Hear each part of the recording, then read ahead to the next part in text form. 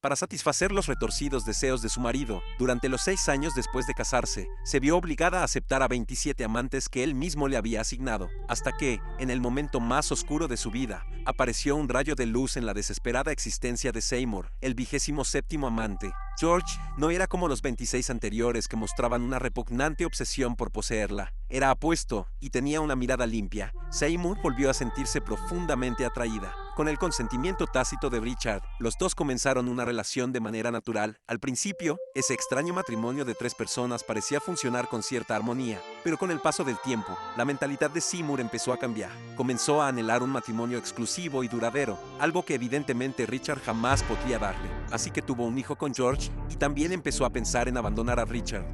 ¿Could live for her?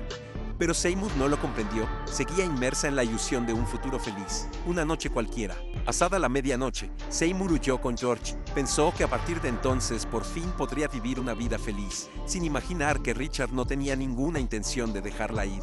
Furioso, Richard fue de inmediato a la casa de George para darle una lección, pero al abrir la puerta descubrió que ya se había marchado. En ese momento, George y Seymour ya habían llegado al Hotel Royal de Londres. Ahora solo tenían que esperar a que el sirviente trajera a su hija para poder huir definitivamente. Pero Seymour había sido demasiado ingenua. Richard ya había encontrado al sirviente que estaba confabulado con ellos y lo obligó a revelar el paradero de Seymour.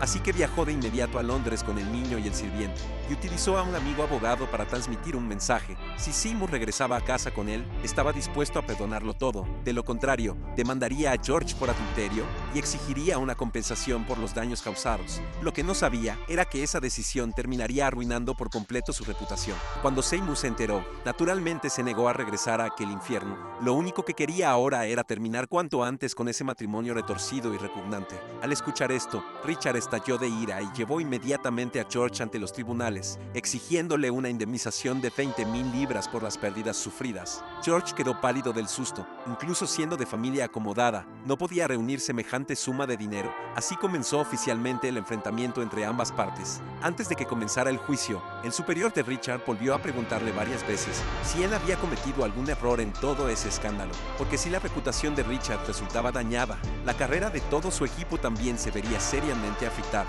Pero Richard estaba convencido de que Seymour jamás se atrevería a revelar su secreto al público y creía firmemente que saldría victorioso de aquella batalla.